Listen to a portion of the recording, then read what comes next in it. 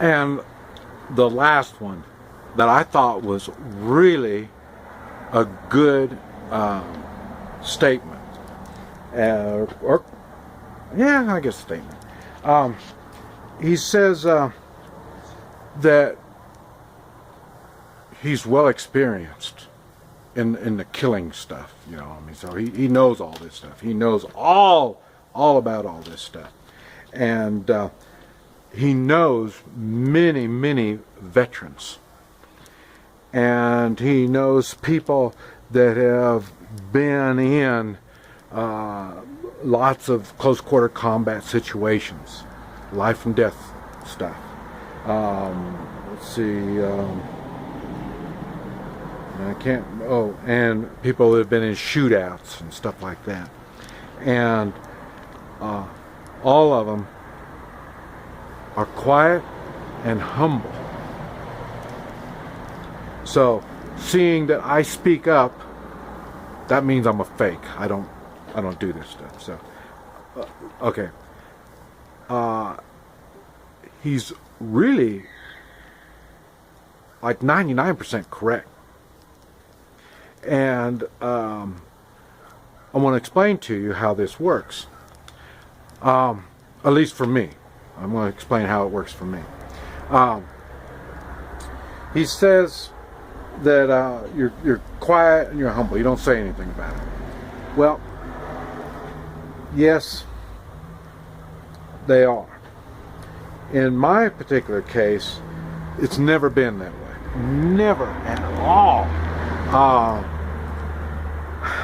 I wish I could come up with a real cool story, like, you know, like the reality is for most people.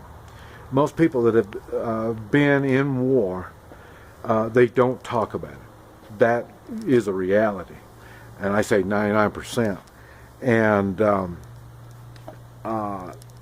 I really haven't said anything about it until after my wife had her stroke and I was caring for her. And here, matter of fact, here, this hotel, we came down here and I cared for her. I couldn't travel anymore. I had to stay with her. And she knew it was hard on me just to sit around and do nothing. So she told me to share my experiences with the world.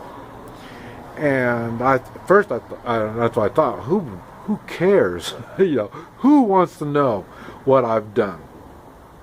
But she told me to do it. So I had to learn how to do YouTube. I wrote books, and so there's things I had to do it. So that kept me busy. So caring for her really wasn't that big of a deal. I loved her a lot. I wanted to care for her. But the reality is, just sitting around doing nothing is tough. You know, so I say, she owns a hotel, and we've got a large staff of servants and people to help. So it's not like, you know, don't feel sorry for me. So, you know, it wasn't like that big of a deal. I had help. It was really wasn't that hard. So that's why she knew I had time on my hands. But she still needed me. She needed me at her side. Not literally at her side. This is a big place. I've already showed you. So, but she wanted to be able to call me when she needed me, and I would be there within minutes. And so she wanted me to share. And when I started sharing everything, that made me have to evaluate and think what is going on, how all this stuff has been going on in my life. And I want to go back. I'm going to start back. I hate to go back really far, but when I was a kid, I came from racial problems. I say the blacks were fighting the whites, and the whites were fighting the blacks, and the Chinamen, I was in between. And this was before Bruce Lee. So whenever the whites or the blacks, I'd have encounters with them, they saw funny kind of fighting. And so that's how I got into the fighting game. Now, when it came into the fighting life and death stuff, it was Vietnam. See, this guy doesn't even believe I was in Vietnam, so none of this applies. Like I say, so to him, none of this stuff that I'm talking about makes any sense. He can't figure any of this stuff out. That's why the people that watch my videos and truly listen, they're getting stuff out of it. They're learning stuff. And this is what I didn't know. My wife told me. That's how I learned all this stuff. And so when I came back from Vietnam, the town I live in is like, at that time was like maybe 6,000. So small town. People know who you are. They know where you've been. And in 1969, in a small town like that, you can't make it a secret that you went to Vietnam. You can't make it a secret that you were in the Marines. So it was just knowledge. I didn't brag about it. I didn't talk about it. It wasn't nothing to brag about. I've talked about this before. I did 2 years of heavy drinking and abusing to myself, trying to live with myself. And I would think a lot of this is what a lot of vets share. They share the same feelings. I can't say that for sure. I can't say that for sure because I'm not the other vets. But for me, you do this, I did this self-destruct behavior because what I did was not the way I was brought up.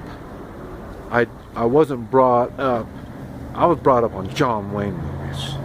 Now, John Wayne didn't go around hurting people. He was a good guy. John Wayne didn't use sniper or sneak attack type tactics. Like I say, he was the good guy. So I was brought up trying to be a good guy, trying to fight fair, try to do all this stuff properly. And when I was faced with reality, that's when I learned it's not like that. So at that time when I was doing this stuff, I did a lot of immoral acts. Things that made me feel ashamed of myself. And I would say that is probably why I abused myself. I know I hear some people say they don't talk about it because of the friends they lost and stuff like that. I wish I could come up with stuff like that. The reality is, I was in shock most of the time. I even mentioned it on my crappy Vietnam War stories. I got a whole series of videos where I talk about what happened in Vietnam. And I even said on that, I only know the first part. Now, like I say, we were like 100 Marines, and we would fight anywhere from 500 to 7,000. You get overrun. That's the facts. And there's no way you can hold them back. It's nothing like the movies. And the first one or two, I know what's happening. But after that, I went brain dead. And so I don't remember all this stuff. This is the way your body, my body, or my mind protects me. It's shut down. And so I don't remember a lot of the details of the fighting itself. I say I was 18 years old. Going through that much horror, difficult. So But everybody, when I came back from Vietnam, they would accuse me of doing all kinds of bad stuff, even though they weren't with me. They have no idea. And so when I came back, I did more self-defense stuff. I didn't fight them to death. I mean, I had an unfair advantage over everybody, so I could hurt them without killing them, and I could scare them. So I didn't have to fight. I say 20. I didn't have to fight all 20 of them. I mean, it didn't. You just hurt 2 or 3 real quick. The others lose interest. So that's why I don't claim to be a badass. But I do claim to do what I do. And I say the people that see me do what I do know I do what I do. And that's it. It's no big deal. This guy makes the big deal. And there's people like him. And they're the ones that make a big deal about stuff like that. And and then when I say I did a lot of weird things, raising our kids, watching over our kids. And you got to remember, I thought I was going to die. I should have died in Vietnam. So I've always, since Vietnam, I've lived my life like it's the last day of my life. The first thing I taught my kids was to take personal responsibility. Why? Because I didn't think I was going to be alive next week. So I taught them personal responsibility first thing. When they were little kids, we started on this stuff. Because I didn't think I was going to live. Okay. Like I say, I stopped believing in God. Vietnam was bad. Everybody says, well, you know, everybody believes in God when they're in a foxhole. So, yeah, that's when they're praying and all that kind of stuff. I didn't pray, and I stopped believing in God. It was a horrible thing. If there was a God, this type of stuff wouldn't happen. And me, if there was a God, why would he put me in these situations in Vietnam? So, that's why I stopped believing in God. Now, in time, I did. I started believing in God. I started maturing and understanding more. So, anyway, so then I realized there's a purpose for me to stay alive. And there's a purpose for me having the experiences that I've had and improving these experiences. And I talk about it. Each experience, each overwhelming thing that you've gone through makes you stronger and more capable of taking on the next. Look at this. You think I could have done all this? And it's not like me. I pulled people together to do this. And like I say, it's not me. But like I say, they stood behind somebody they believed in. And I talk about this. We need each other to get through this mess. This is just one of those messes. So, but, and I still don't know. I still don't know what purpose I have. But I've learned to use what I do. And I've talked about in my other video about I am perfect, you know. So I've learned to use what I'm good at, and I've had to the Vietnam thing, and then the drinking and abusing yourself. You're dealing with the demons that are inside of you. It's a horrible thing. How often you ever hear me on my videos promote revolution or promote fighting, promote any destructive kind of thing like that? No, I don't. I know the horrors that's going to happen. I don't promote it. I try to keep people calm. And if you're prepared and you're willing to do what you have to do, everybody stays a little more calmer. I was I was in the position, I got the opportunity, I'll put it this way, I was playing paintball, and I had an opportunity to start working with police. They wanted to borrow my paintball guns. And then they needed a bad guy to practice on. So that's how I got involved with training SWAT teams. Because it's funny because people say, well, you're not in the military, you're not in law enforcement, you're not going to be doing anything. Yeah, see, that's what I'm saying. There's a lot of idiots out there. A lot of people that put their mouth way before they use their brain. But it does happen. Even in Vietnam, I saw people that were contracted out by the month to go to war. And so now they do it now. That was back in Vietnam. And like I say, they've been doing it in Iraq and Afghanistan. They contract these people out. So it's not, this stuff happens.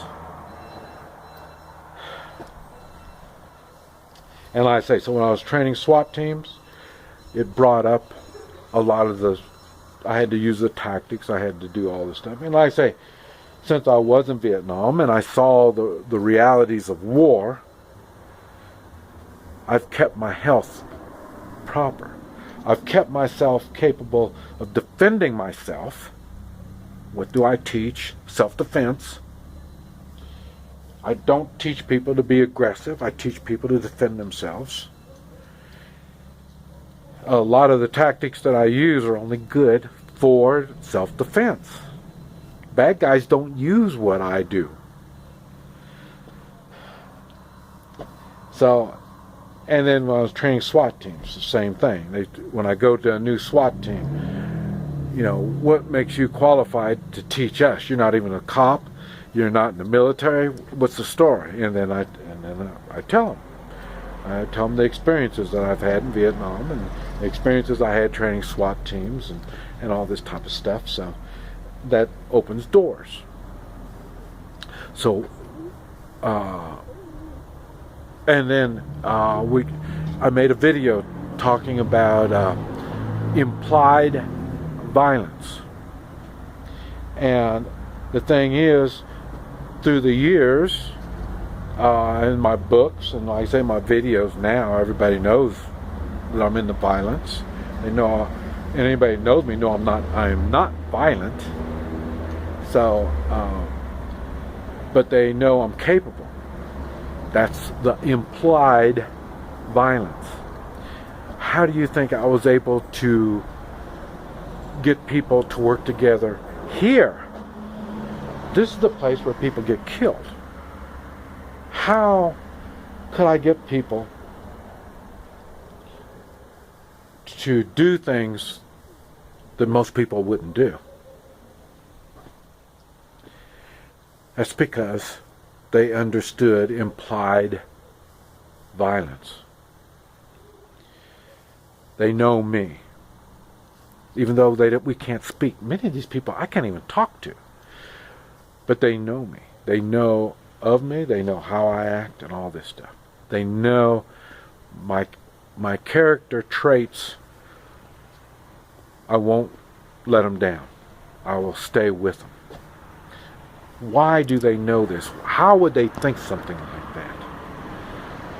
Because of my Vietnam experience, because of other situations that I've got into, the other impossible situations where the odds were against me. I'm not saying I did good on all these things, but what the thing was, I never threw somebody in front of the bus. I took personal responsibility.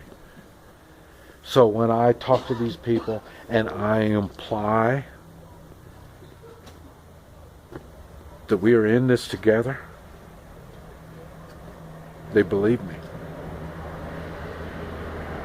Why shouldn't they? I've got a track record of proving it. Why do you think I promote the 3-man militia? It's a workable idea. And I thought it was odd that I applied it to business. But like you say, it's a workable idea, however you apply it. And everybody is starting to understand that now. There's a reason why the three-man militia is a doable thing. There's a reason why we need each other to get through this mess. And there's a reason why we can do it. Well, we have to have the moral strength to stand when the odds are against us. It may even sound impossible, but we still have to do it. This is Mike. NoStressMike.com.